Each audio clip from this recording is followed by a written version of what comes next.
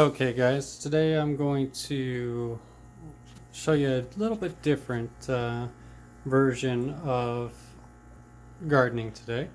I want to show you one of the projects that I've been working on, kind of show you a little bit. So this is my fish tank, 55-gallon fish tank, and I want to show you a little bit about how aquaponics can work for you. So this is an experiment I just started a couple of weeks ago. I'm going to tell you what I'm doing with it and how it works and some of the tips and tricks I've learned along the way here. So for starters here, you can see, notice this big giant black box.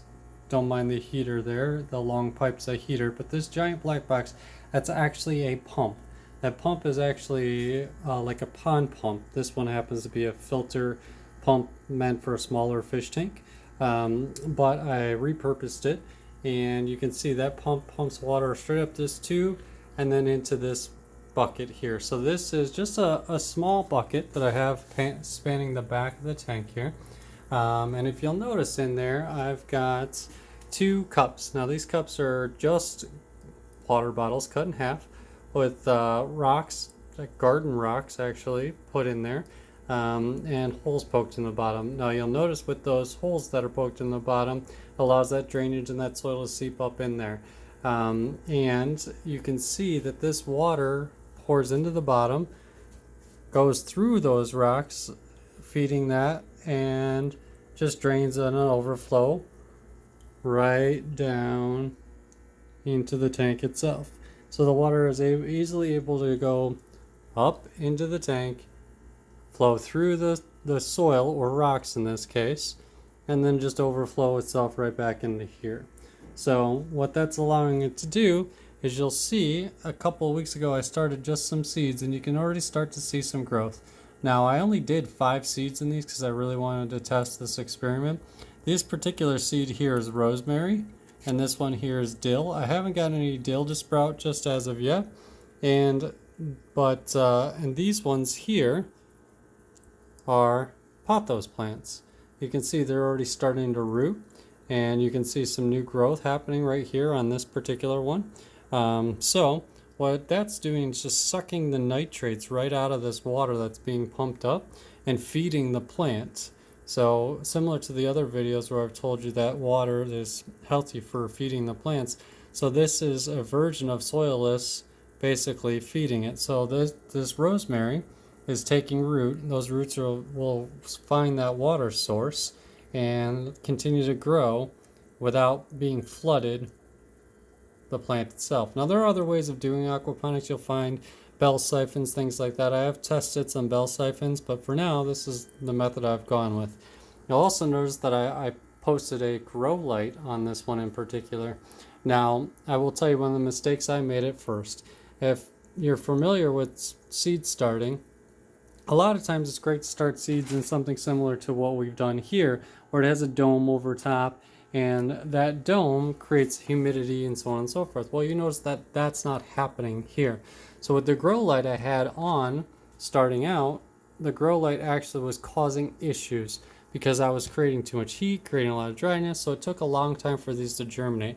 So what I've been doing is daily, I'll come and mist the tops of these. I turn the grow light off. Once I get these to root and actually start taking off, I'll be able to turn this grow light on. Now all this grow light is, it's a $5 lamp from Home Depot, one of those stores. Silver's great for reflecting light, and this particular light bulb that's in there cost me $5. I got it right from Walmart, so you can go to Walmart's lighting section, get that particular grow light, and I'm going to go ahead and show you the box so you see what I'm talking about here.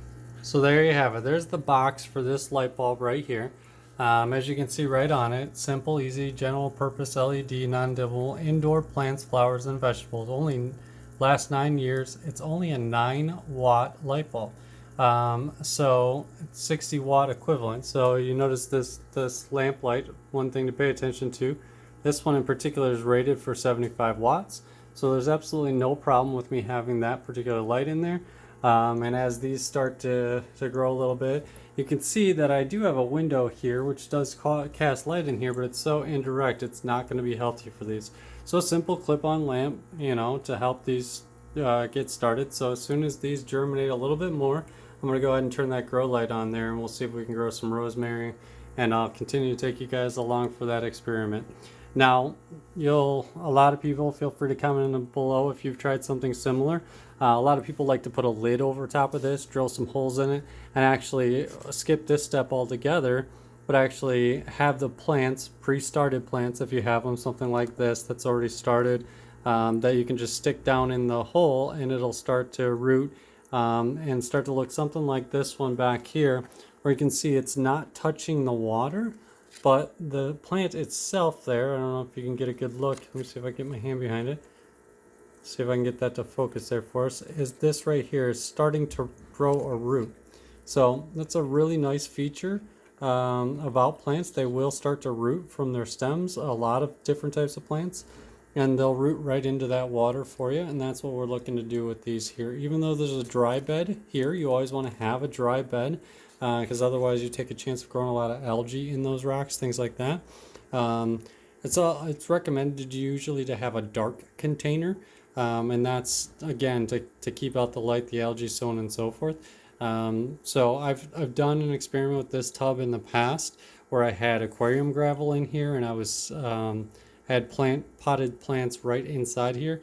They did very well, but they weren't the ideal for what I was looking to do. So this is a new experiment for me, trying something new, and we'll take you along for the journey and see how it goes. I appreciate you guys watching today. If you like this video, give it a thumbs up, share it out. Comment below with any questions, how your aquaponics is growing, if you prefer the bell siphon method or overflow method. And I'll let you guys know how this experiment goes. Thanks again for watching.